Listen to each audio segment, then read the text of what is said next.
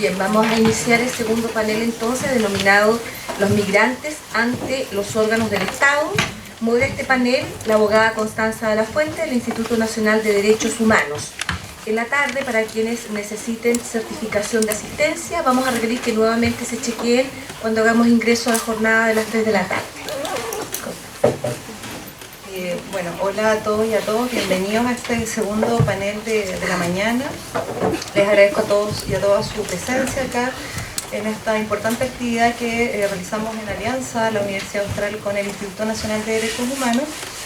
Y en este segundo panel tiene un objetivo de trasladar ahora lo que vimos en el panel anterior, que era identificando la cuestión migratoria, ahora trasladar la situación de los migrantes, pero desde la perspectiva institucional, y cómo ellos, o cómo se relacionan con los órganos del Estado, y cómo actúa el Estado en este mismo sentido.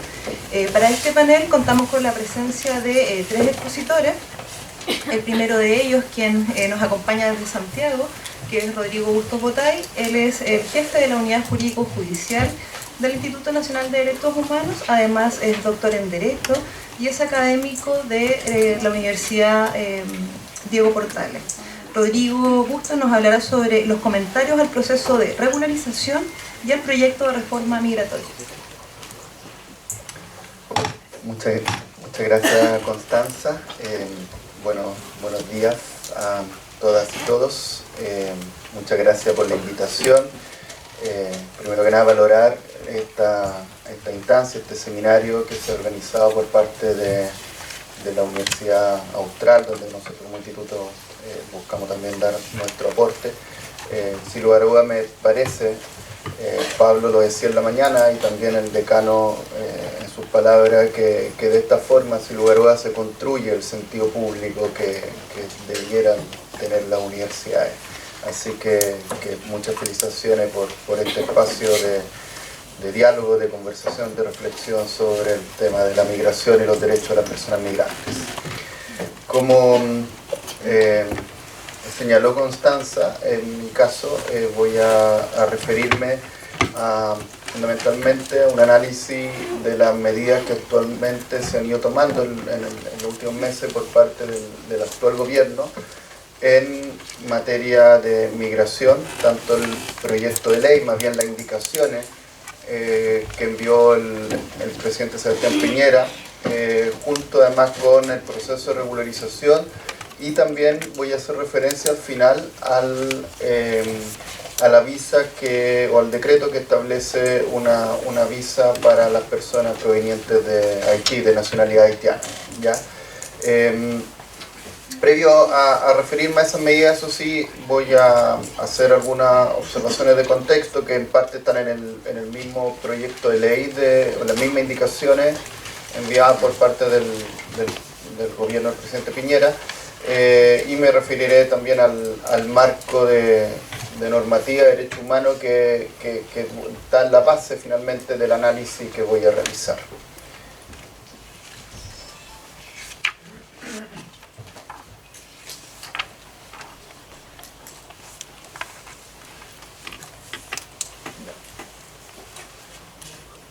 Con el control. A ver, lo primero, señalar que en las indicaciones enviadas por parte del gobierno actual, se señala primero como un antecedente de contexto de estas indicaciones al proyecto de ley que se había, como se dijo en el primer panel, enviado en el primer gobierno del gobierno anterior del presidente Piñera, que este proyecto, estas indicaciones se realizan en un contexto donde hoy en día hay una población migrante que asciende al 6,1% en relación a la población nacional, y donde había un aumento de flujos migratorios, se señala en el contexto de la indicación, especialmente de personas venezolanas y de Haití en los últimos 2 años. ¿Ya? Esto es parte del contexto que se señala respecto a la indicación. Y otra cuestión que se hace mención en las indicaciones y en el proyecto primero del presidente Piñera y en el proyecto que el año pasado se presentó por parte de la presidenta Bachelet, es que la actual legislación migratoria chilena es la más antigua de América Latina, del año 75. Además, es un decreto ley realizado en la época de la dictadura, un decreto ley que tenía que ver en ese contexto en particular con la doctrina, además de la seguridad interior del Estado que imperaba en ese periodo histórico. Y bueno, además preconstitucional, previo a la propia Constitución del 80 y previo a varios de los tratados internacionales de derechos humanos que después el Estado de Chile iba suscribiendo, por lo tanto también preconvencional. Es el contexto. Y quisiera mostrar una norma. Aquí ya en el panel anterior se hicieron algunas consideraciones sobre la actual legislación migratoria y en este panel entiendo se van a hacer otras. Voy a mostrar una norma que de alguna manera creo que es bien paradigmática respecto a esto que estaba señalando de esta doctrina de la seguridad interior del Estado, ¿ya? Que es el artículo 15, el numeral 1 del decreto ley, donde se plantea lo siguiente, que se prohíbe el ingreso al país de los siguientes extranjeros: los que propaguen o fomenten de palabra o por escrito por cualquier otro medio doctrinas que tiendan a destruir o alterar por la violencia el orden social del país o su sistema de gobierno, los que estén sindicados tengan reputación de ser agitadores o activistas de tal doctrina, y en general los que ejecuten hechos que la ley chilena califiquen de delito contra la seguridad exterior, la soberanía nacional, seguridad interior, el orden público del país, los que realicen actos contrarios a los intereses de Chile o constituyen un peligro para el Estado. Bueno, esta norma tiene un tufillo al antiguo artículo 8 de la Constitución chilena, derogado al año 89. Algunos recordarán, esa era una norma que se aplicaba a los opositores de la dictadura, entre otros se aplicó en su momento a Clodomiro Almeida. Y la verdad es que una norma que tiene aplicación práctica, no sé si todos y todas los que están presentes y nos siguen por streaming lo saben, pero es una norma que tiene aplicación práctica. Muchas veces escuchamos en Chile cuestionamientos a otros países de la región donde se expulsa a una persona o se impide el ingreso por razones políticas. Pues bien, esta norma ha servido en Chile en los últimos años para expulsar a personas por razones políticas. Y lo digo porque, bueno, así se ha prácticamente también resuelto por los tribunales superiores de justicia. Nosotros el año pasado presentamos varios recursos de amparo por la aplicación de esta norma. Un caso de los más conocidos fue el caso de Lorenzo Spariani, documentalista italiano, que está haciendo una investigación respecto de parte del conflicto intercultural que existe en nuestro país, pero se aplicó a varias otras personas, ciudadanos peruanos que andaban con literatura anarquista, entre otros. Y los recursos de amparo han sido en general todo acogido por los tribunales superiores de justicia por la fundamentación ilegal y vulneratoria de derechos humanos que han dado la Intendencia y la Policía de Investigación al aplicar esta norma.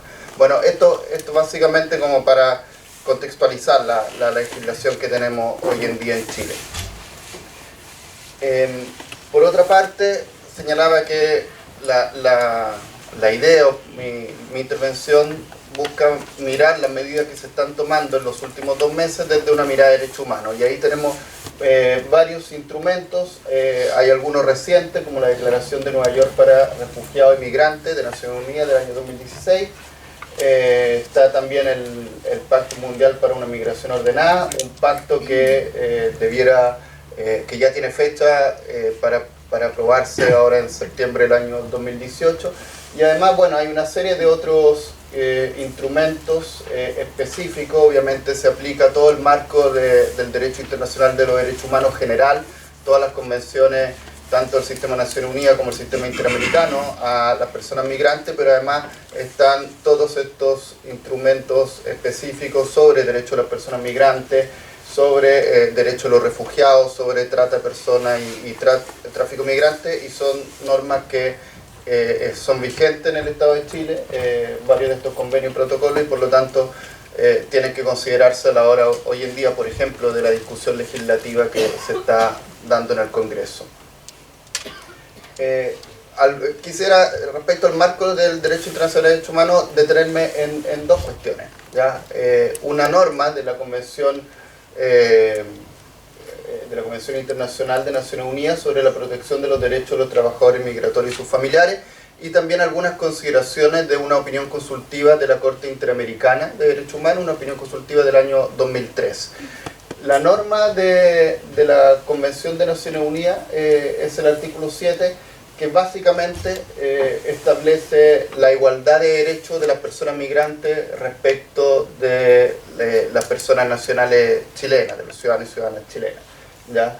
Eso establece, como ustedes pueden ver claramente, donde se plantea que deben respetarse y asegurarse a todos los trabajadores migratorios y sus familiares que se hallen dentro de su territorio o sometidos a su jurisdicción los derechos previstos en la presente convención sin distinción alguna, y ahí bueno, se señalan una serie de categorías sospechosas. En definitiva no se admite ningún tipo de distinción para el ejercicio de los derechos de las personas migrantes.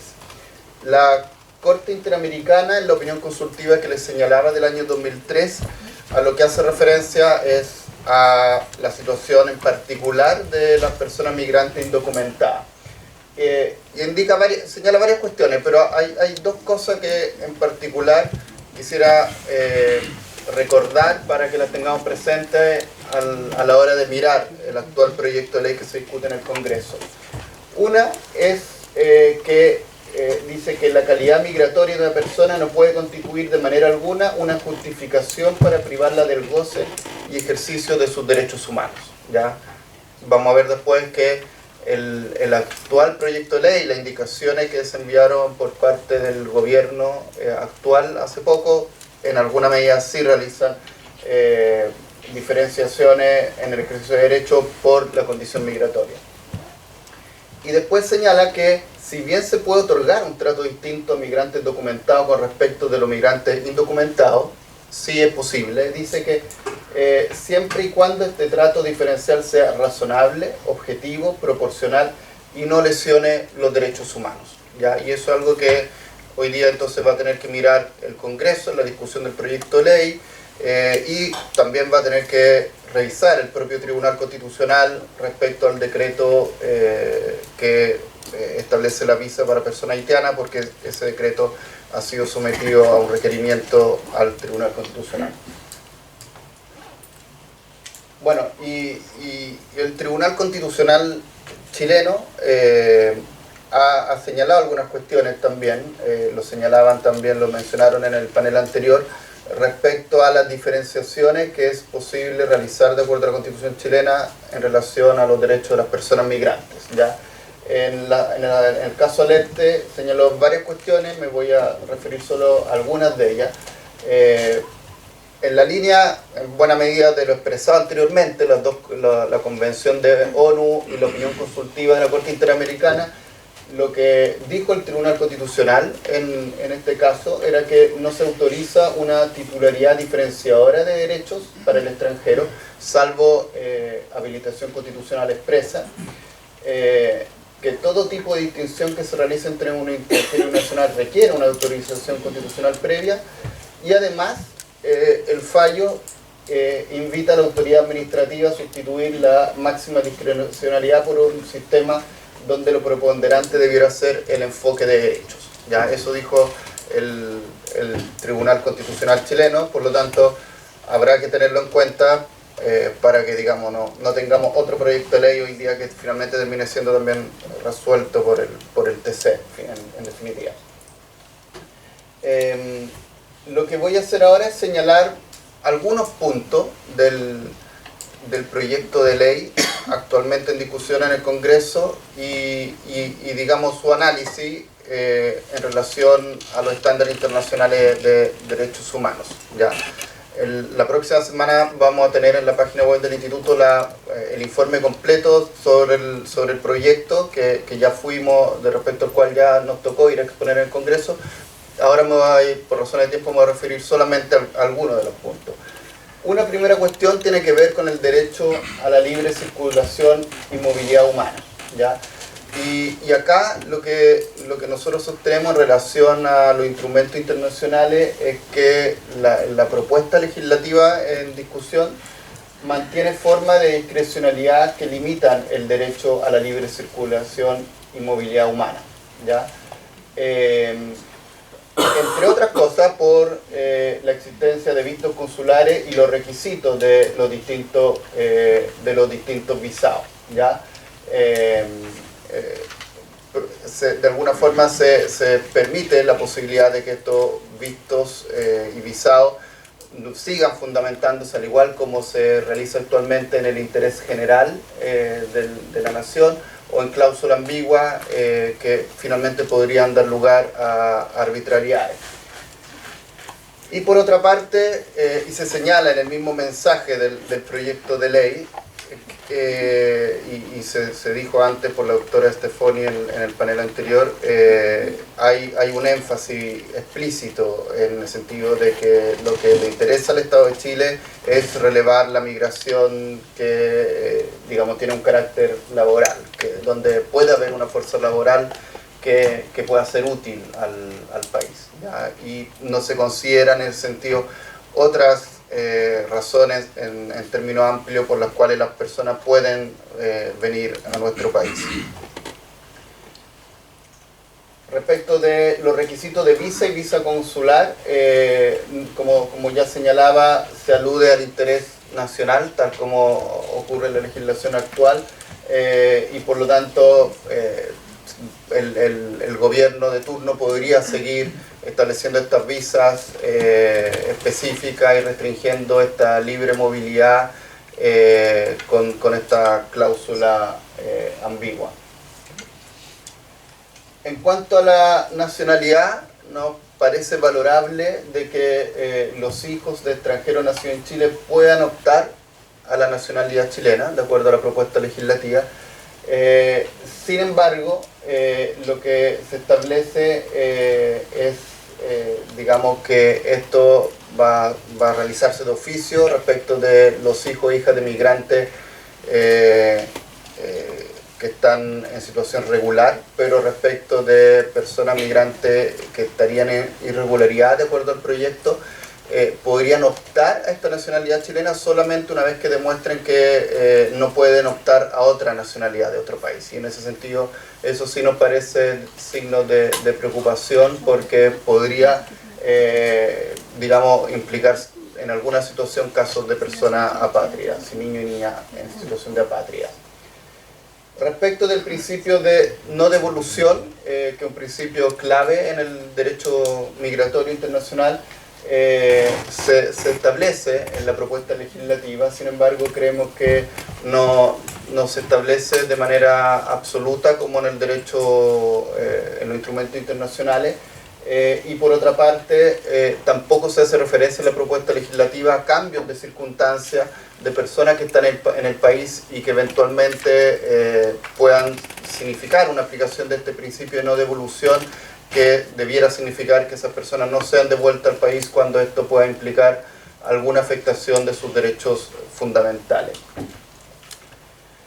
Sobre el debido proceso, la verdad es que si uno revisa la propuesta legislativa o las indicaciones del gobierno actual en relación al proyecto presentado por la presidenta Bachelet el año pasado, uno puede ver un avance, en el sentido que al menos hay un reconocimiento en un título del debido proceso. Se establece la posibilidad de que las personas migrantes que vayan a ser expulsadas puedan hacer sus descargos, puedan aportar pruebas, puedan ser escuchadas. Por lo tanto, hay un avance respecto a, por lo menos, a la propuesta legislativa del gobierno anterior. Sin embargo, creemos que claramente se queda corta el reconocimiento del debido proceso en este proyecto de ley, en las indicaciones, ¿ya? Entre otras cosas porque no se contempla al interior de este procedimiento de manera explícita acceso a traductores, y por otra parte porque siguen existiendo plazos sumarísimos, ¿ya? Se habla de 48 horas, establece el artículo 135 de las indicaciones para aquellos extranjeros afectados por una medida de expulsión, ¿ya? Y eso son plazos que creemos que no son acordes en ningún caso al cumplimiento del derecho al debido proceso. En cuanto a los derechos económicos, sociales y culturales, me referiré a educación, salud y seguridad social, y respecto a eso, En cuanto a educación, sí se puede decir que lo que plantea el proyecto de ley es el reconocimiento del derecho a la educación independientemente de la situación migratoria, sea que el niño o niña esté documentado o indocumentado, o en situación de irregularidad de acuerdo a la terminología del proyecto. Pero no ocurre lo mismo con el derecho a la salud y el derecho a la seguridad social, ¿ya? En el caso de la seguridad social, se da posibilidad, digamos, de acceder a este derecho únicamente a residentes que hayan permanecido en el país por 2 años en forma continua y no respecto de las demás personas migrantes. Esta es una diferenciación que no existe respecto a las personas nacionales y nos parece que puede ser una diferenciación arbitraria e injustificada. Y por otra parte, en el caso de salud, nuevamente, y aquí recordemos lo que habíamos mostrado antes respecto a las consideraciones y a los estándares fijados por la Corte Interamericana de Derechos Humanos en su opinión consultiva. Aquí nuevamente se hace una distinción entre personas regulares e irregulares, ¿ya? Y en el caso de las personas que estarían en situación de irregularidad de acuerdo al proyecto, el acceso al derecho a la salud se deja en manos de un reglamento que dictaría el Ministerio de Salud. Y eso también creemos que es una diferenciación que de acuerdo a los estándares internacionales, en particular la opinión consultiva, pero varios otros estándares, no es acorde al derecho internacional de los derechos humanos. Hay cuestiones que decir sobre las expulsiones, parecen demasiado amplias, hay causales que hoy en día simplemente implican falta administrativa y eventualmente multa en la legislación actual, como es, por ejemplo, que una persona siga en el país después de terminado su visado o que realice alguna actividad laboral o remunerada teniendo una visa de turista. Eso hoy en día simplemente son faltas y puede eventualmente dar lugar a una multa. En la propuesta legislativa esos son causales de expulsión, ¿ya? Y nos parece que eso claramente no cuadra con el principio de proporcionalidad. Voy a pasar por razones de tiempo un poco más. Esto sí es importante porque sí se dice en el artículo 8 de las indicaciones que la inmigración no es un crimen, incluso la inmigración en calidad de irregular no es constitutiva propiamente de delito.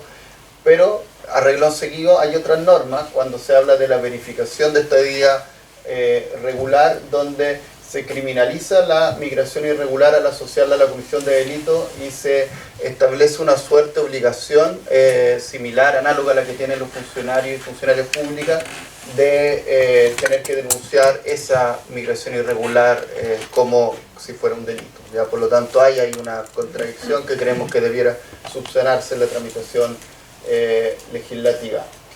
Termino esta parte sobre el proyecto de ley refiriéndome a la institucionalidad migratoria. Nos parece positivo de que se plantee en el proyecto de ley la existencia de un servicio nacional de migraciones, ya no un departamento como actualmente el Departamento de Extranjería, que depende del Ministerio del Interior.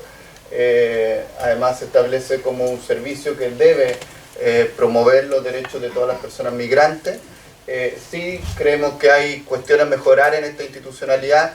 Es un consejo que está compuesto por el Ministerio del Interior, Hacienda y Relaciones Exteriores. Creemos que hay que incluir a varios ministerios sociales para poder, garantizar el ejercicio de derechos sociales de las personas migrantes y también dar un espacio a las organizaciones de la sociedad civil y a las organizaciones de personas migrantes para también, poder incidir en este consejo, en este servicio. Hemos hecho un cuestionamiento a la falta de referencia a la capacitación permanente de los funcionarios y funcionarias que están en frontera o de este nuevo servicio.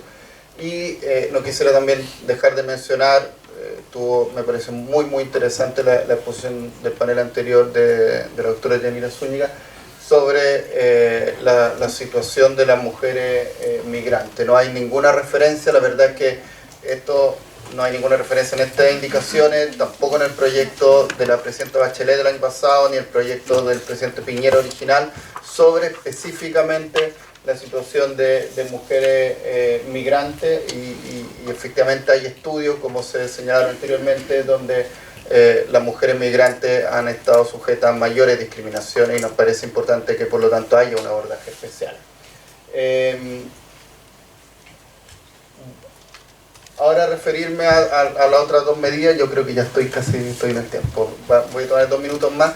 Las otras dos cuestiones que quería mencionar, después bueno, en el espacio de preguntas podemos profundizar sobre alguna de todas estas cosas, tiene que ver con el proceso de regularización. Ya como instituto, el 24 y 26 de abril pasado hicimos una observación en 13 de las 15 regiones del país, en todas las regiones donde tenemos oficina regional, y constatamos algunas cosas sobre este proceso de regularización que en principio valoramos como proceso. Señalamos que había un sistema ordenado para la atención, con condiciones básicas para poder atender a las personas que iban a regularizarse. También las medidas de seguridad parecían adecuadas. Sí habían deficiencias, no obstante, algunas medidas de seguridad, la verdad, respecto a posibles evacuaciones para casos de emergencia. Y por otra parte, nos parecía que algo que me interesa destacar es que algo que sí fue preocupante en la observación que hicimos en todos estos locales es que en un 60% los recintos observados no tenían intérpretes o traductores disponibles, ya con lo cual el diálogo que se dio entre las personas que atendían a las personas que iban a regularizarse no se dio claramente de acuerdo a los estándares internacionales. Bueno, y lo último es mencionar este decreto respecto a visto consular de turismo nacionales de Haití. Es un decreto cuyos fundamentos son la existencia de una migración ordenada, segura y regular, un aumento de ingresos de turistas haitianos con fines de turismo, según se dice en el decreto, que permanece en situación irregular.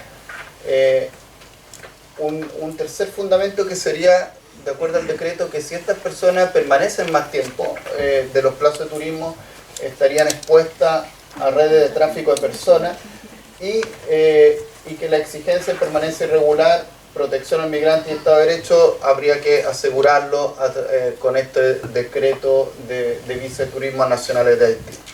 Este decreto hoy día fue cuestionado y objeto de un requerimiento de parlamentarios y parlamentarias de oposición al gobierno, básicamente por vulnerar el principio de juridicidad y el principio de igualdad ante la ley, por existir una discriminación entre las personas nacionales haitianas y el resto de las personas. Hay que ser claro en que la actual normativa solamente permite decretos de este tipo cuando hay por motivo de reciprocidad, y ese no es el caso porque no hay exigencia de este tipo que se hagan por el Estado de Haití a los nacionales chilenos, y también por el interés nacional. Ahora bien, si bien el interés nacional, para ello hay una cierta amplitud para poder considerarlo por parte del gobierno, como se explica en el requerimiento que fue presentado al TC, ese interés nacional tiene que ser debidamente fundado y tiene que obedecer a razonabilidad de acuerdo a la realidad existente.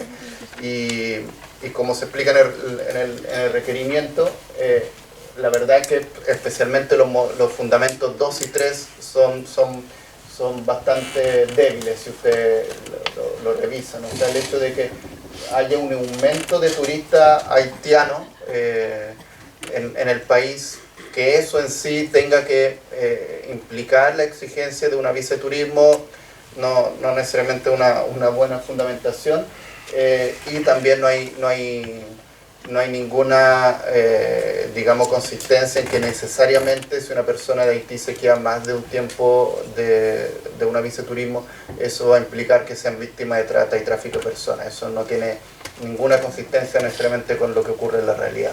Por lo tanto, vamos a ver cómo lo revisa el Tribunal Constitucional, pero a nosotros por lo menos nos parece a primera vista que sí podría ser inconstitucional y sobre todo vulnerar el principio de igualdad y no discriminación. Eso, estoy un poco pasado, así que dejo la palabra y después podemos dialogar un poco más. Muchas gracias. Muchas gracias, Rodrigo.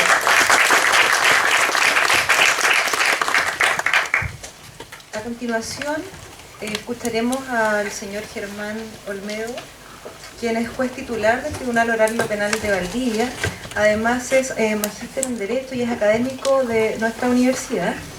Él nos hablará sobre los migrantes frente a la Administración de Justicia.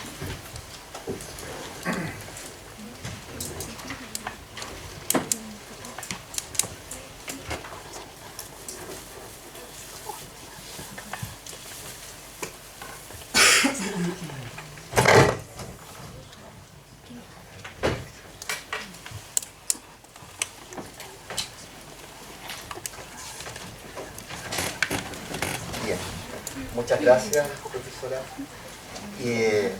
Bueno, comparto las mismas palabras de los demás invitados, agradecer a los organizadores, al profesor Pablo Marchal también por la gentil invitación que en su momento me hizo. Y bueno, hablar de un tema que es absolutamente relevante, contingente, un fenómeno que está viviendo el país y que bueno, ha llegado para quedarse y donde por supuesto el Poder Judicial tiene mucho que decir en esta materia.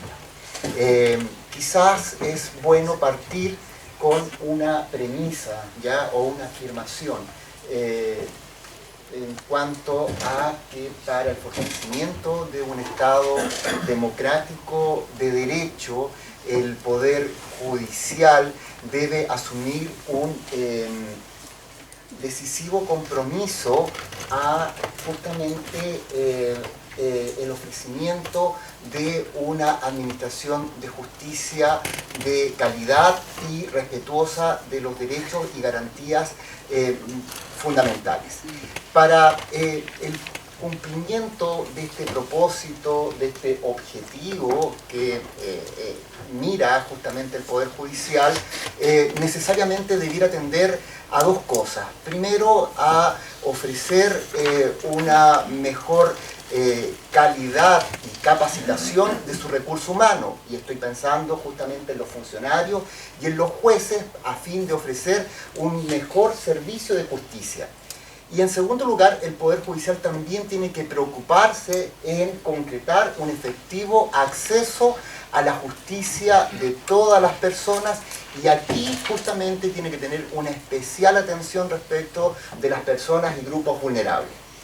Y por acceso a la justicia vamos a entender este derecho fundamental que tiene toda persona para concurrir justamente a los tribunales de justicia, para solicitar la protección jurídica de sus intereses, de sus pretensiones, de su derecho, y el Poder Judicial les pueda dar una respuesta a través de una resolución pronta, fundada e imparcial.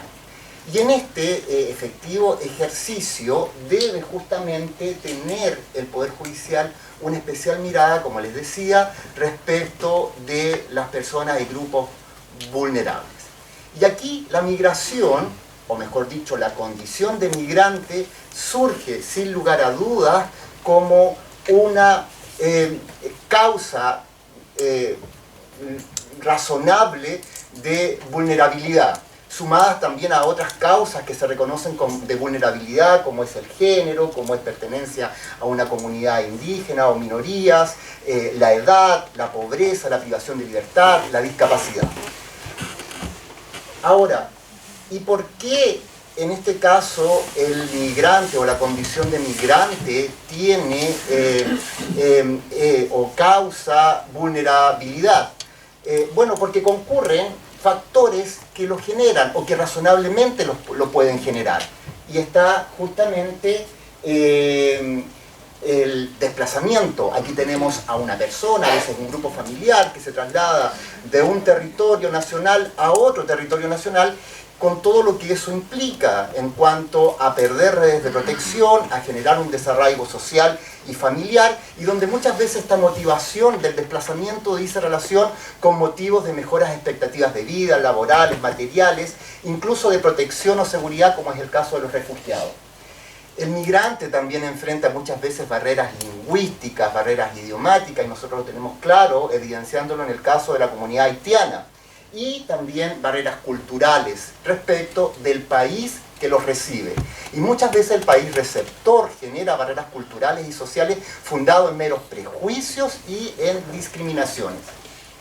Ahora, Actualmente el Poder Judicial promueve un efectivo acceso a la justicia del inmigrante para justamente proteger sus pretensiones, intereses o derechos.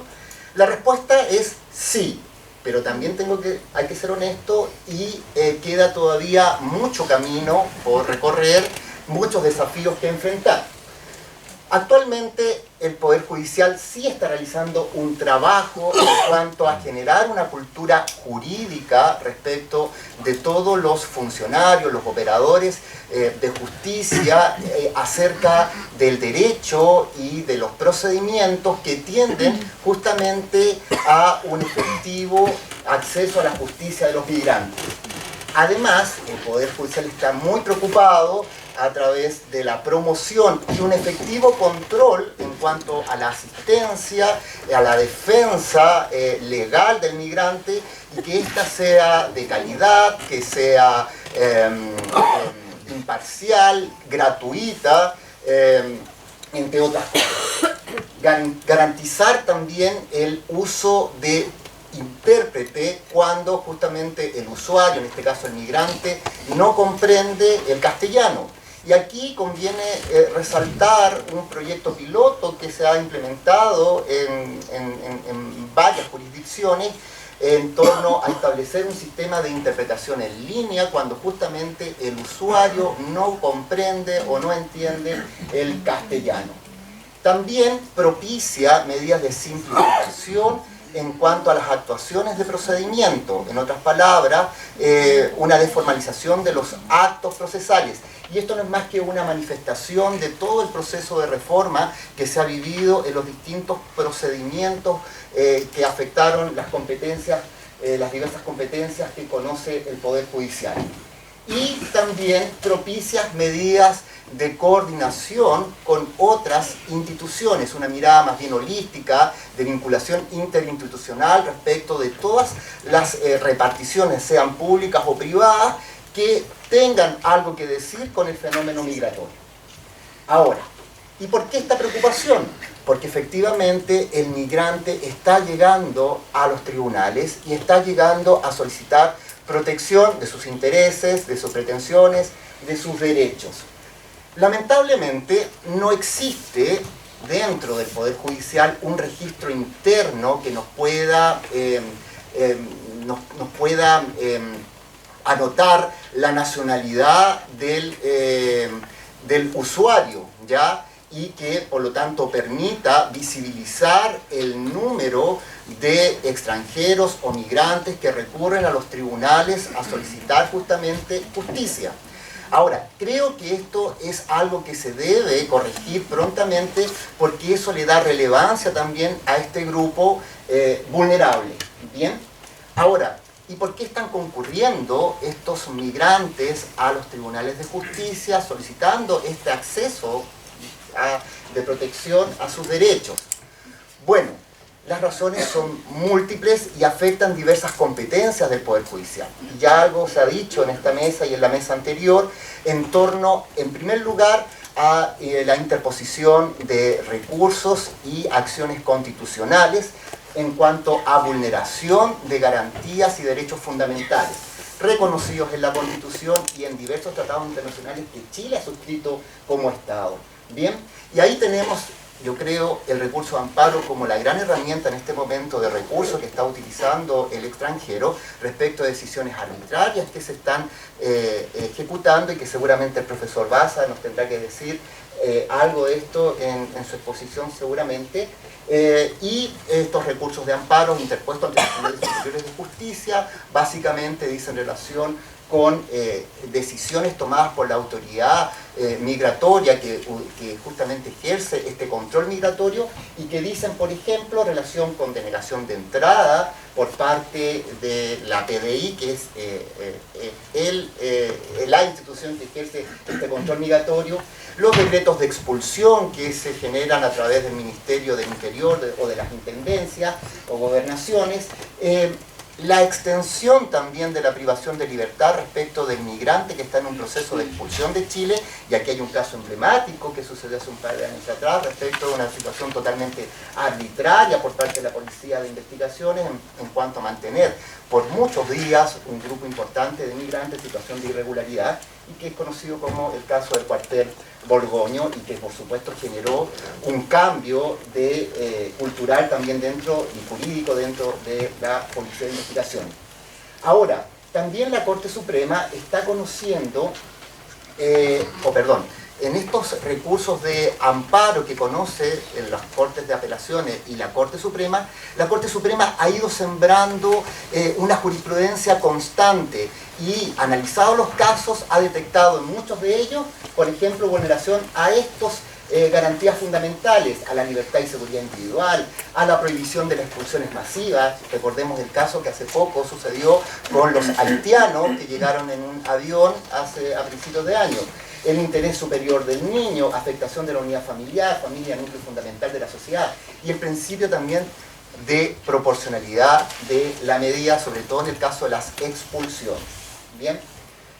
Ahora, otra acción constitucional dice relación con la reclamación de nacionalidad por decisión de la autoridad, en este caso administrativa, y aquí estamos pensando en la denegación que generó el registro civil en cuanto a no inscribir como nacionales a los hijos de los residentes irregulares, a quienes se les daba el trato de extranjeros transeúntes o turistas, ¿ya? Generándose también ahí una especial jurisprudencia que incluso fue reconocida por el gobierno anterior a través de un programa que se llamó el programa Chile Reconoce, justamente para dar garantías en cuanto a este derecho fundamental de la nacionalidad. Y también tenemos el recurso de protección por funcionarios, en contra de funcionarios de registro civil e identificación, cuando han negado la celebración del matrimonio respecto de extranjeros, básicamente extranjeros que se encuentran en una situación de irregularidad, sea entre extranjeros o extranjeros con chilenos, donde también aquí la Corte Suprema ha establecido que hay una vulneración al derecho fundamental justamente contra el matrimonio y también de formar o fundar una familia. Bien. Ahora, también llegan los migrantes a las competencias laborales, y aquí hay que tener claro un principio rector, ¿ya? En cuanto a que los derechos laborales de los trabajadores migrantes exige ser desvinculados de la relación de trabajo, desvincular, mejor dicho, la relación de trabajo con su situación migratoria. Aquí, de acuerdo a las normas del derecho laboral, todos los trabajadores gozan de los mismos derechos y se excluye cualquier tipo de discriminación. Lamentablemente, bueno, estas garantías son recogidas tanto por la Constitución, por tratados internacionales y por nuestro propio Código del Trabajo. Sin embargo, nuevamente la actual normativa migratoria que se encuentra vigente en Chile genera una problemática porque necesariamente establece requisitos, exigencias respecto al trabajador migratorio que empiezan a afectar estos derechos laborales y en algún momento derechamente violan normas constitucionales y tratados internacionales. De hecho, respecto del trabajador migrante, hay que tener claro, de acuerdo a las normas o a la normativa reglamentaria administrativa de migración, su calidad, porque solamente el migrante que se encuentra en una situación de residencia regular pudiese acceder a trabajo en Chile si cuenta además con una específica visa, que es la visa de trabajo, regulada por el Decreto Ley 1094, que además establece una serie de condiciones que ya empiezan a afectar estos principios básicos del derecho laboral. Por ejemplo, obliga a contar con un contrato de trabajo por escrito, sabiendo que el contrato de trabajo puede y no hay problema que se pueda generar de manera consensual. Contrato por escrito que debe ser suscrito ya sea en el extranjero o en Chile, pero que genera un vínculo con el empleador, en orden a que no puede el trabajador migrante cambiar de empleador bajo el riesgo de que caduque su visa de trabajo. Y además el empleador asume una carga, cual es la cláusula de retorno, en orden a generar el regreso del trabajador migrante y de su grupo familiar en su caso. Ahí vemos ya que esa construcción empieza a afectar principios básicos del derecho laboral. Y además aumenta la asimetría que existe en toda relación laboral entre empleador y trabajador, por cuanto aquí el trabajador tendrá que justamente respetar las condiciones y qué sé yo, la relación que establezca este empleador bajo el riesgo de que pueda terminar el contrato de trabajo y finalmente poner en riesgo su residencia en este país. Y en la otra vereda encontramos, bueno, el extranjero con residencia definitiva, que es la otra posibilidad donde se puede ejercer trabajo de acuerdo a la normativa migratoria actual. No habría mayores inconvenientes porque ellos finalmente pueden realizar una actividad laboral sin mayor limitación, y estamos pensando en aquellos extranjeros que ya llevan más de 2 años viviendo en Chile y han solicitado esta permanencia definitiva.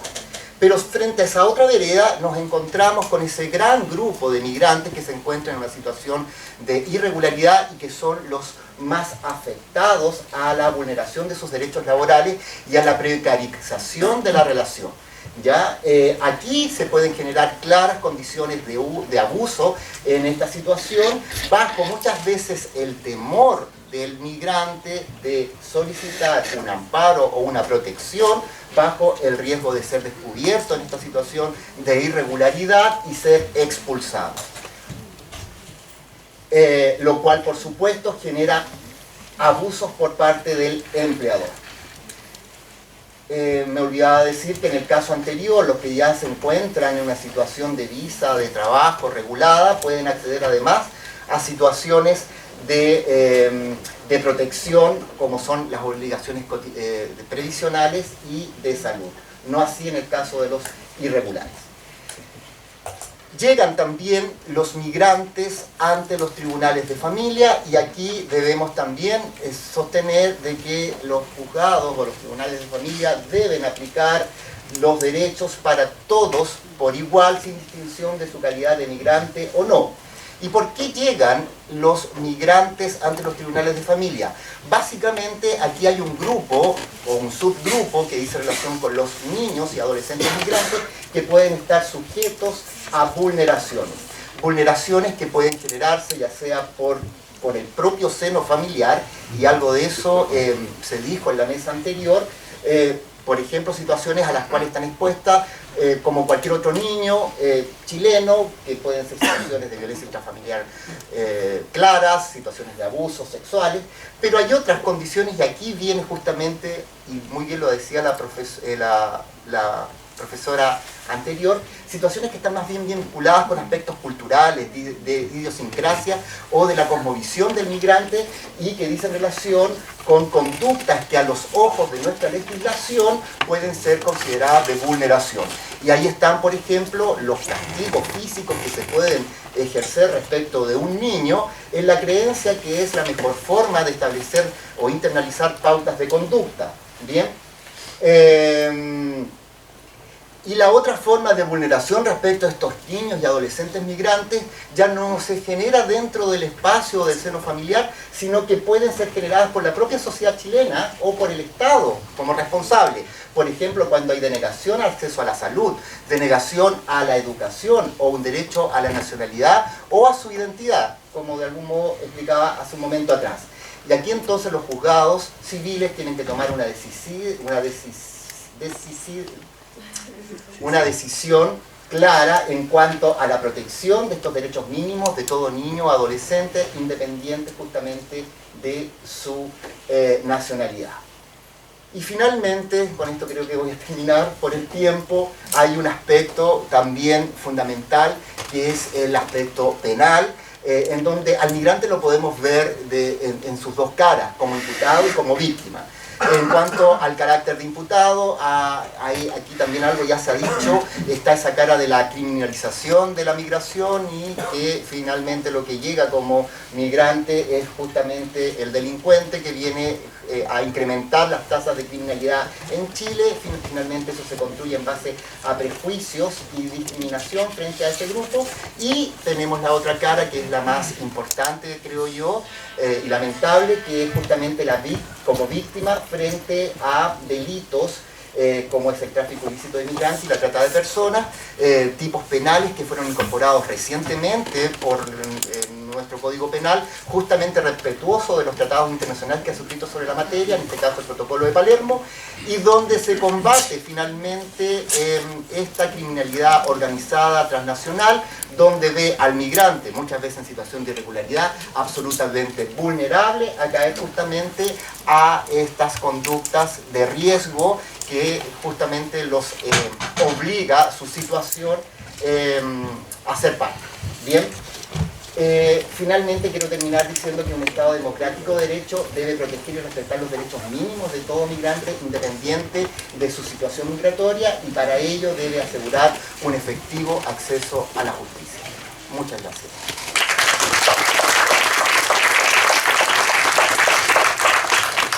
Muchísimas gracias, profesor Olmedo, por su exposición. A continuación nos acompaña en esta última ya ponencia de la segunda parte de nuestro seminario el profesor Jaime Baza, que es doctor en Derecho, académico de la Facultad de Derecho y Ciencias Sociales de la Universidad de Valparaíso. Así es que le doy las gracias por estar acá en tan largo viaje, y él nos hablará sobre la discrecionalidad administrativa y los derechos de las personas migrantes. Buenas tardes. ¿Cómo están? Bien. Soy muy consciente de que lo único que nos separa del almuerzo soy yo, así que voy a tratar de ser preciso. Y para ser lo más preciso posible voy a leer la presentación que tengo preparada, entre otras cosas porque hay algunas citas a sentencias por ahí entre medio que no quiero que se me escapen. Quiero dar las gracias a la organización, no solamente por haber organizado esto y haberme invitado, sino por la forma como está organizado por lo menos el trabajo de esta mañana, porque por lo que voy a decir a continuación siento que hay un hilo conductor entre las 4 o 5 ponencias que me han antecedido y que hacen más o menos razonable que yo diga lo que voy a decir ahora. Porque voy a hablar de un aspecto más bien específico de la posición de los migrantes en Chile, ante la forma como los espacios de discrecionalidad que permite el ordenamiento jurídico terminan generando posibilidades de vulneración de derechos. Porque claro, como estamos en una sociedad tan clasista y tan racista y tan xenófoba, todos aquellos espacios de discrecionalidad que quedan abiertos al arbitrio de cada uno, de cada una de nosotras, esos espacios son llenados por nuestros prejuicios. Entonces cuando no hay un estatuto legal que más o menos configure las causales y el contenido de las causales que determinan ciertas sanciones, ciertas conductas de parte de la administración, la persona que está en la ventanilla generalmente llena estos vacíos con sus propias categorías sociales que tienden a ser más bien de discriminación, como hemos visto tan esperanzadoramente durante esta mañana. Bueno, lo primero ciertamente es dar cuenta de que el decreto ley 1094 responde a un contexto sociopolítico determinado. Y hay una razón histórica en virtud de la cual la administración del Estado tiene tanto espacio para la discrecionalidad. No estamos hablando, insisto, de la discrecionalidad que tiene la autoridad normativa, ¿cierto? No es la potestad reglamentaria del presidente de la República la que está en entredicho en estos momentos, sino que es el espacio de libertad que tiene el funcionario que está en una ventanilla determinada que aplica causales que son más bien amplias e indeterminadas. Y esta es una manifestación concreta, creo yo, de la forma como los fundamentos políticos de ciertas normas, sobre todo de las normas que heredamos de la dictadura, tienen un impacto súper concreto y específico en la forma como ejercemos derechos fundamentales. Porque probablemente durante la tarde, con la lectura más política, vamos a escuchar que nos van a decir no, que el origen dictatorial, que no es tan importante, etcétera, etcétera. Es importante, es importante. La autoridad administrativa tiene este espacio de discrecionalidad precisamente por el objetivo político que tenía la dictadura de proteger sus fronteras, porque al proteger la frontera, protege el régimen, bueno, etc. Ya, voy a leer mejor. Claro, que después empiece, no sé, termino. Ya, en fin. Voy a tratar de que no sea una lectura tan fome. Ya. El reglamento de extranjería actualmente vigente, que es del año 84, refuerza el amplio margen de discrecionalidad administrativa que posee la autoridad migratoria para resolver un permiso de residencia temporal o definitiva de un extranjero, al señalar que, comillas, estas atribuciones serán ejercidas discrecionalmente, atendiéndose en especial a la conveniencia o utilidad que reporte al país la concesión de estos permisos y a la reciprocidad internacional, previo informe cuando corresponda de la PDI, el artículo 13 del reglamento, que viene a profundizar el artículo 13 del decreto ley. Si la concreción de conceptos jurídicos indeterminados depende solamente de la discrecionalidad administrativa, la garantía de la igualdad ante la ley queda a merced de los criterios que la administración aplique a cada caso concreto, no a partir del ejercicio de las potestades normativas, sino en la ventanilla misma de atención al público. Nada impide que la valoración de estas categorías abiertas no discrimine en distintos tipos de inmigrantes. De hecho, el Informe Anual de Derechos Humanos de la Diego Portales afirmó que en muchas ocasiones el único fundamento que sostiene las órdenes de expulsión son los informes técnicos de la propia PDI. Desde esta perspectiva, parece necesario establecer reglas y criterios generales previamente tasados por el legislador, compatibles con el ordenamiento constitucional chileno y con el ordenamiento internacional. Ya se ha señalado previamente que esta normativa no solamente es anterior a la Constitución del 80, que ya es bastante decir, sino que además es anterior a la Convención Interamericana de Derechos Humanos. Ello permitirá configurar criterios claros para el control jurisdiccional de las decisiones administrativas y proteger de manera más efectiva los derechos de las personas migrantes. Una manifestación de esta ausencia de control de la discrecionalidad se aprecia en la facultad que tienen las oficinas consulares para otorgar o rechazar visas de residencia. Esta competencia se encuentra fundada en causales genéricas que contemplan un amplio margen de discrecionalidad, como es el caso, de nuevo, de la conveniencia o utilidad que reporta al país la concesión de la visa de residente. En 2014, por ejemplo, la Corte Suprema revocó una sentencia de la Corte de Santiago relativa a la denegación de ingreso de un turista tunecino, delimitando el ámbito de discrecionalidad de la autoridad respectiva y señalando los criterios que deben ser considerados en este tipo de situaciones. Señaló que, cito, las atribuciones que detentan los órganos de la Administración del Estado son conferidas por ley en función directa de la finalidad objeto del servicio público de que se trate. El ejercicio legítimo de estas atribuciones, no basta con respetar el marco legal, el ejercicio legítimo de estas atribuciones exige, además del respeto de los derechos de las personas, una necesaria razonabilidad de la decisión de la autoridad. Asimismo, todavía estoy leyendo a la Corte, asimismo, no es posible desatender que el amparado contrajo matrimonio con una ciudadana chilena el 6 de enero del año 2014, cuya acta se encuentra ahora debidamente legalizada en Chile. Hasta ahí la cita. Esto es relevante, este último aspecto es relevante porque ha sido a través de decisiones jurisprudenciales que se ha empezado a dotar de contenido a estos conceptos jurídicos abiertos. Eso no fui yo. Han sido decisiones jurisprudenciales las que han empezado a dar contenido a estas cláusulas abiertas, por ejemplo, dando la relevancia a cuestiones familiares. Asumiendo también el argumento del Tribunal Constitucional que se citaba hace un rato, en la sentencia 2273, la Corte Suprema ha reafirmado las dudas relativas a la dimensión utilidad que debe ser considerada en el ejercicio de esta competencia, si solo la del Estado, o también, como se señalaba hace un rato, la del individuo o la utilidad de la propia sociedad, por cuanto sus fines se enmarcan en el desarrollo de la persona humana. Por ello, la Corte estimó que, cito, los elementos señalados por la autoridad para denegar la solicitud de visa, tales como no hablar español, esos son los argumentos que se usan para denegar la visa, tales como no hablar español, no tener un trabajo conocido o haber salido solo una vez de su país de origen, deben considerarse motivos infundados, lo que importa claramente una discriminación arbitraria, y por ello no puede subsumirse dentro del estándar de conveniencia o utilidad que las normas de extranjería consignan para el ejercicio de esta potestad discrecional por parte de la autoridad administrativa. De eso estamos hablando, ¿verdad? Cuando llega una persona a la ventanilla en la frontera y quiere entrar al país, el funcionario le dice: ¿y usted cuántas veces salió del país? ¿Dónde más ha turisteado? ¿Cuánta plata trae en el bolsillo?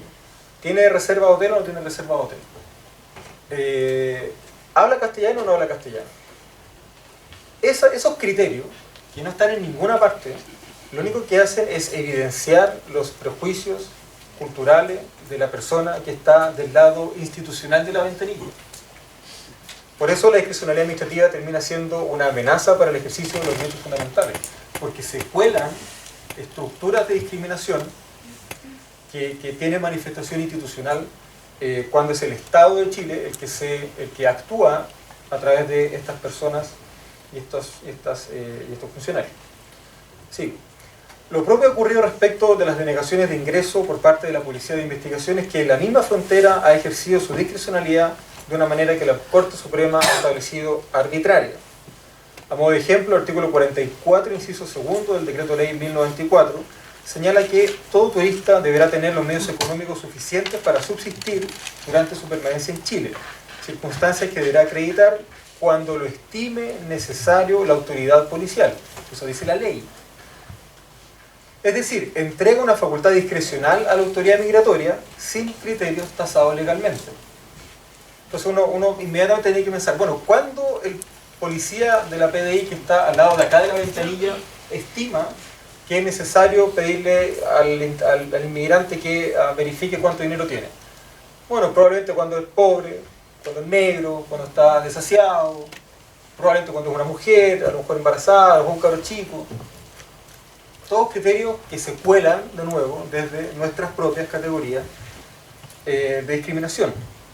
En 2013, la Suprema revocó una sentencia de nuevo de la Corte de Santiago y ordenó acoger una acción de amparo presentada por una ciudadana peruana cuyo acceso fue denegado en el Aeropuerto Internacional de Santiago. Evidenciando los riesgos que genera la discrecionalidad policial, la Corte afirmó, comillas, que si bien es cierto que las disposiciones citadas por la autoridad policial y migratoria para imponer el retorno de la amparada a su patria de origen la facultan para exigirle que acredite tener los medios económicos suficientes de subsistencia, tales preceptos no contemplan la forma en que ello deba ser establecido, por lo que se trata de una cuestión subjetiva y discrecional, que como tal debe ser analizada con prudencia y de manera restringida.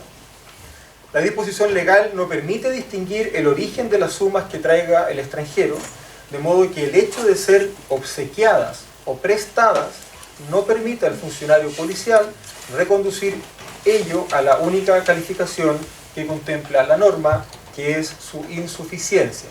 ¿Se entendió? Acá. Se trata de una materia sensible, dado el riesgo de que el amplio margen de discrecionalidad que establece la ley efectivamente devenga en arbitrariedad, frente a lo cual es necesario identificar o construir ciertos límites a esa decisión. A este respecto, la sentencia 2273 del TC, de repente vale la pena citar al TC para cosas buenas, afirmó que, comillas, no es admisible para el derecho internacional de los derechos humanos concebir la potestad administrativa de admisión del extranjero a cada país únicamente desde la óptica del orden público interno y como medida de policía de seguridad. No es esa la única perspectiva razonable, incorporando, dice el considerando 40, el enfoque de los derechos de las personas en la decisión administrativa. La urgencia de revisar el estatuto jurídico del inmigrante en Chile es evidente. La discusión en el derecho comparado ya no se centra en la problemática de la igualdad ante la ley, sino en los desafíos que la inmigración presenta en materia de integración. Salud. De lo cual dan cuenta las directivas 43 y 78 del año 2000 de la Unión Europea. La legislación chilena vigente no satisface aquel nuevo estándar al que hace referencia el TC, en especial ante la eventual consolidación de nuevos enclaves de inmigrantes que atentan contra el proceso de integración.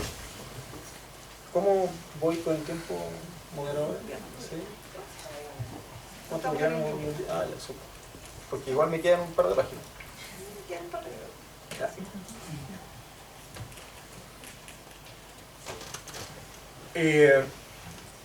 ahí hay un problema serio, grave.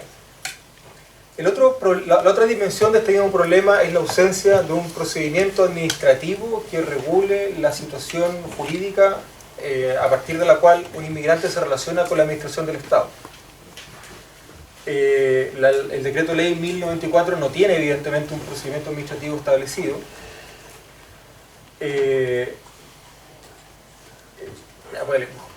Y aun cuando existe normativa supletoria en la ley 19.880 de procedimiento administrativo, la práctica, por eso es importante que estén sociólogos acá y otros profesionales porque nos ayudan a nosotros a tener un poco más de perspectiva de la realidad. La práctica ha consolidado vacíos en su aplicación, generando un importante nivel de desprotección en el ejercicio de los derechos del inmigrante. Principios básicos de defensa se encuentran en entredicho toda vez que el inmigrante toma conocimiento del proceso de expulsión con la notificación de su expulsión. No existe una notificación del inicio del proceso sancionatorio que le permita, por ejemplo, formular descargos o presentar pruebas a fin de desvirtuar la decisión administrativa. La Contraloría ha establecido que respecto de procedimientos establecidos en disposiciones reglamentarias, rige en plenitud la señalada ley 19.880 de procedimiento administrativo con carácter supletorio, generando hasta la derogación de los preceptos reglamentarios incompatibles con sus disposiciones. La Contraloría ha establecido que, comillas, corresponde la aplicación directa de la citada ley en aquellos procedimientos especiales desarrollados en normas de carácter reglamentario, aun cuando su existencia obedezca al hecho de haber sido convocada expresamente la potestad reglamentaria por la norma de rango legal. Aquí hay derogación tácita que tiene una manifestación expresa, una interpretación expresa en la Contraloría. Sin embargo, este estándar no es satisfecho por la institucionalidad migratoria chilena. Al carecer de un proceso administrativo establecido y objetivo, la autoridad migratoria no puede considerar factores tales como arraigo familiar, antecedentes judiciales, de vulnerabilidad o peligro, o del peligro que genera el retorno del inmigrante a su país de origen, al evaluar la aplicación de una sanción administrativa, porque estos criterios para la institucionalidad simplemente no existen. La ausencia de parámetros previamente tasados por el legislador implica que el contenido de la decisión queda entregado a la voluntad de la autoridad administrativa, sin cumplir estándares mínimos de debido proceso. La Corte Suprema ha aplicado directamente tratados internacionales sobre derechos humanos a través de la habilitación del artículo 5 de la Constitución vigente, incluso por sobre la legislación interna. De esta forma se ha logrado ampliar la gama de protección de los derechos de los inmigrantes, no solamente respecto del afectado, sino que también respecto de su núcleo familiar y más cercano, como su cónyuge, sus hijos y sus hijas. En un caso reciente, la Corte invoca dos disposiciones de la Convención de Derechos del Niño para suspender los efectos de una orden de expulsión. El artículo 2.2 de la Convención, que exige a los Estados partes garantizar que los niños sean protegidos contra toda forma de discriminación o castigo a consecuencia de actos de sus padres, y el artículo 9.1, que ordena velar por la no separación de las familias. Estos son criterios normativos que forman parte del ordenamiento jurídico chileno a partir de la incorporación de los tratados internacionales, que no están presentes ni en la ley, ni en el reglamento, ni en la Constitución. No obstante la decisión anterior, en otros casos la propia Corte ha considerado el factor familiar al revocar una orden de expulsión. Es el caso de una pareja de ciudadanos peruanos condenados penalmente en Chile por tráfico de inmigrantes, padres de 2 hijos nacidos en Chile. Al suspender los efectos del decreto de expulsión, la Corte señaló que, comillas, el análisis de esta Corte no se extingue al revisar la observancia de las formalidades legales y la subsunción de la hipótesis fáctica en el supuesto normativo invocado, sino que trasciende estos y obliga al tribunal a efectuar un examen de ponderación respecto a la situación personal y procesal del afectado y los efectos que causarían de manera definitiva en su familia con la ejecución de la medida por una parte y los intereses nacionales resguardados por la ley de extranjería por la otra. O sea que hay una distinción clara de qué es lo que el derecho debiera proteger. Así accedió a la solicitud de la pareja de ciudadanos peruanos, considerando que, comillas, las razones esgrimidas por los solicitantes, entre las que se encuentra la necesidad de finalizar el año escolar del hijo mayor y las dificultades de trasladarse a otro país con 2 niños de corta edad ameritan la concesión del plazo solicitado, el cual no entorpece lo ya decidido por el Ministerio del Interior en uso de sus facultades y se condice con el debido respeto a las normas internacionales de protección de la infancia. Bueno, en fin, no me quiero extender más de la cuenta, yo creo que he hecho el punto, no sé si ha quedado claro el punto, pero al menos lo he hecho. El problema, el desafío que enfrentamos hoy día, no solamente con el actual proyecto de ley, ¿verdad?, las indicaciones que ha presentado el presidente Piñera, sino que en general desde la primera declaración de política migratoria, que si no me equivoco es del año 2008, decía, el desafío que enfrentamos es cómo pensar un estatuto jurídico de las personas inmigrantes en Chile, que no solamente se limite a determinar cuáles son las condiciones normativas a partir de las cuales se ejercen los derechos que la Constitución ya garantiza a todas las personas, que eso es lo que hace la indicación del presidente Piñera, sino que avance en establecer condiciones normativas, no solo para el reconocimiento de, sino que para el ejercicio de aquellos derechos que emanan de las propias condiciones materiales de vida de un inmigrante. ¿Cierto? La regla general es que el derecho a la reunificación familiar a un nacional no le dice mucho, pero al inmigrante sí. ¿Verdad? Es lo que pasa con el reconocimiento constitucional de derechos de los niños. Los adultos no tenemos idea cuáles son los derechos que necesitan los niños. ¿Verdad? Un adulto no necesariamente sabe qué es lo que significa el derecho a un desarrollo íntegro, porque nosotros ya somos personas adultas, sea lo que sea que eso signifique. Bueno, en fin, la inmigración genera o se caracteriza por tener condiciones materiales de existencia desde las cuales se justifica el reconocimiento de derechos distintos a los derechos que están en el artículo 19, por ejemplo, de la Constitución chilena. Por eso no basta con reconocer que los derechos de todas las personas se ejercerán en condiciones de igualdad, sino que hay que avanzar en el reconocimiento de derechos específicos. Porque desde el reconocimiento de derechos específicos vamos a poder dotar de contenido normativo a aquellas categorías jurídicas abstractas desde las cuales los funcionarios administrativos ejercen el poder del Estado. Puede ser más relevante propender hacia la reunificación familiar que verificar cuánto dinero un inmigrante tiene en el bolsillo cuando está en el puesto fronterizo. Puede ser más relevante. Bueno, esa evaluación, esa valoración no puede quedar entregada al funcionario que está en el puesto fronterizo. Eso tiene que estar zanjado por la ley y ojalá con una habilitación constitucional previa. Yo creo que el desafío que tenemos es importante, precisamente porque estamos hablando aquí en términos contraculturales. Somos todos inmigrantes, sí, es verdad, pero no nos gusta lo raro, no nos gusta lo extraño, no nos gusta la otredad. No nos gusta que lleguen vecinos nuevos, no nos gusta que lleguen colegas nuevos a nuestro puesto de trabajo. En general somos incómodos, somos celosos de nuestros espacios, y eso es por una inseguridad psicológica estructural, pero también por categorías de discriminación que la ley tiene que identificar y que tiene que superar. Bueno, eso, quedo atento a las preguntas y de nuevo muchas gracias por la invitación.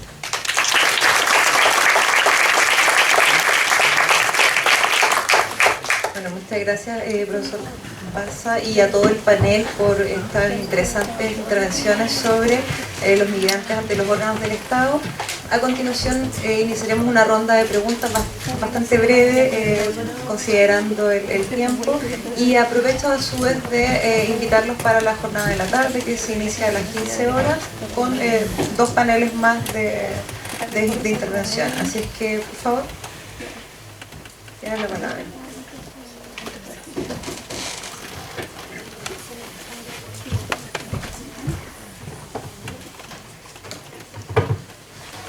Bueno, muchas gracias. Tengo una pregunta para Jaime. Pensaba cuando escuchaba lo que presentabas, si es que este espacio para la discrecionalidad que genera la ley, que genera, digamos, en general el sistema, no es un espacio pensado, digamos. No hay una intencionalidad detrás de dejar precisamente esos espacios para la arbitrariedad, más que simplemente la ausencia de haberlo pensado antes, ¿no? Y lo relaciono con la actual discusión de la ley, que también es súper general y deja para el reglamento todas las demás consideraciones, ¿no? Dejando con eso también espacio para que en el reglamento se supone que se van a zanjar ciertas cosas donde también se puede generar una arbitrariedad gigantesca al momento de definirlo. Entonces, más bien veo un patrón de dejar abiertos estos espacios como una respuesta a la dificultad que tiene precisamente la ley para garantizar la igualdad de derechos de todas las personas, ¿no?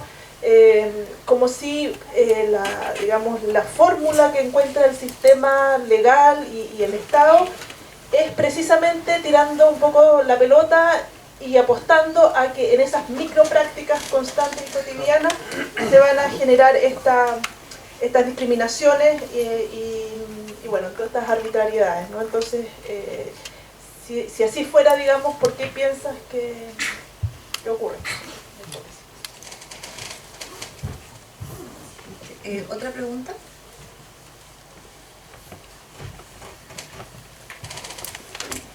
Parece que queremos almorzar. Ramón tiene una pregunta por acá. Muchas gracias. Mi pregunta es para Rodrigo. Agradecerle por su ponencia, me pareció súper clarificadora, digamos, sintetizadora de las últimas novedades. Y mi pregunta va enfocada más bien al principio de no criminalización, ¿cierto? Que desde tu acercamiento, desde tu aproximación a los estándares internacionales de los derechos humanos, ¿qué piensas tú que, digamos, significa el principio de no criminalización? ¿Simplemente no tipificar como delito las infracciones migratorias? O, por ejemplo, que de todos modos, aunque estas sean infracciones migratorias, en la práctica, hechos como el allanamiento, la privación de libertad y la expulsión de una manera bien punitiva muy fuerte, de algún modo sería también una especie de criminalización? Y en ese sentido, ¿qué modelo piensas tú de expulsión sería el más respetuoso, el más compatible con los estándares internacionales? Bueno, muchas gracias por estas dos intervenciones y quisiera dar la palabra a los profesores Jaime y Rodrigo.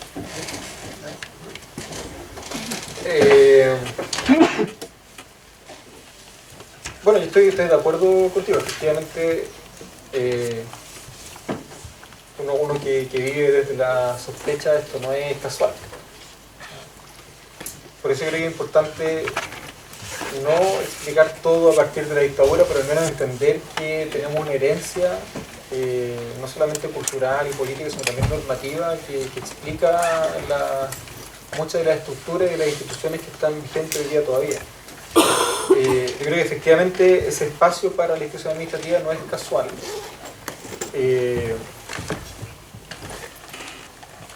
Y yo creo que hay que sincerar un poco, porque claro, hablar en términos, como lo hice yo mismo, o sea, hablar en términos de discrecionalidad administrativa igual es higienizar un poco lo que ocurre en la frontera.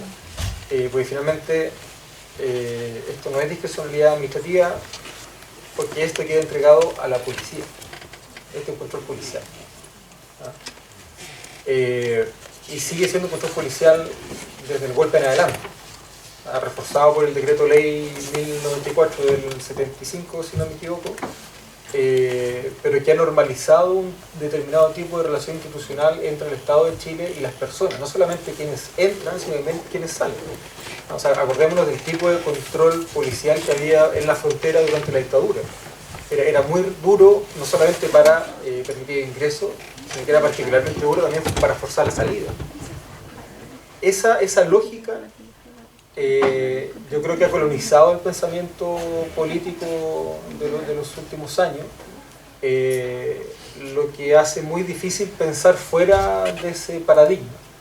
Pero debiéramos preguntarnos finalmente el tipo de relación social que estamos construyendo, no solamente con extranjeros, sino también entre nosotros, cuando la regla general de nuestra relación con la administración del Estado es la policía.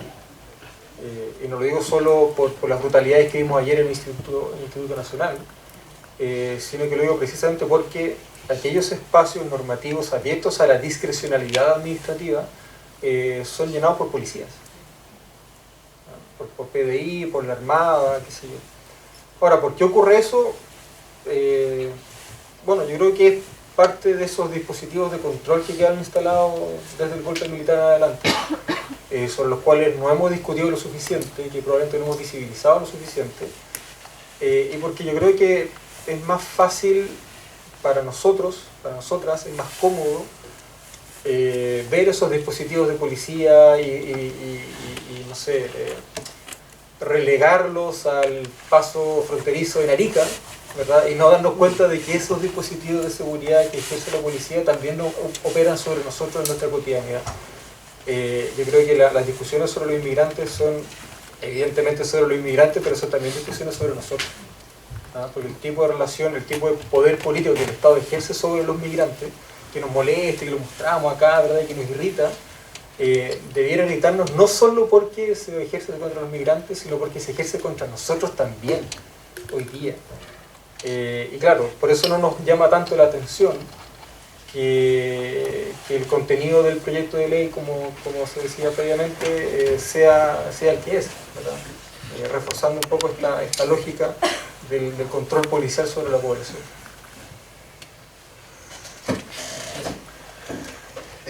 Bueno, agradezco la pregunta. Bueno, creo que comparto contigo, en el fondo, en tu pregunta había, creo, también una afirmación de que en el fondo no, una cosa es que haya una declaración de principio, como en este caso, de no criminalizar la inmigración irregular, pero finalmente uno encuentra una propuesta legislativa con varias disposiciones. Yo señalé una antes que tenía que ver con esta obligación de denunciar la migración irregular, pero hay otras más que finalmente muestran que sí se busca tratar la inmigración y algún tipo de inmigración como delito. Por ejemplo, hay causales de expulsión donde las personas pueden llegar a estar ante el magistrado, el profesor hablaba también de este caso del cuartel Borgoño, donde hubo personas que estaban con orden de expulsión y estuvieron bastante tiempo privadas de libertad. Pues bien, la propuesta legislativa hoy en día abre la posibilidad a que hayan personas que estén hasta 5 días privadas de libertad, por lo tanto, por afuera de las reglas legales generales que tenemos hoy en día en la Constitución, incluso no tratándose de delito. Por lo tanto, está esta contradicción de no supuestamente criminalizar, pero finalmente tratar como delito y peor que los delitos en general en la regulación constitucional y legal chilena. Con lo cual, claramente esto no es acorde a estándares de derechos humanos. Y sobre tu pregunta respecto a cuándo debiera existir posibilidad de expulsión, lo que nosotros consideramos es que debiera ser en casos muy extremos, y hoy día la propuesta legislativa establece una serie de posibilidades de expulsión que ni siquiera están en la legislación actualmente y que muy claramente vulneran el principio de proporcionalidad. Dicho esto, bueno, lo otro que quisiera decir, porque en este panel la discusión ha sido no solo, pero bastante jurídica, es que en el fondo estamos hoy en día, y complemento así lo que también decía recién Jaime, en un marco donde hay algunas personas en la sociedad donde se busca o se entiende, hay un cierto sentido común también en una parte de la ciudadanía, que esas personas no debieran tener derecho, o que son personas de una categoría inferior. Esto ocurre con los migrantes, con las personas privadas de libertad y con otros grupos de la población. Y bueno, creo que nos toca a todas y todos nosotros buscar combatir ese sentido común que está en una parte de nuestra comunidad. Y claramente es una pelea difícil, pero bonita también. Muchas gracias a todos y a todas.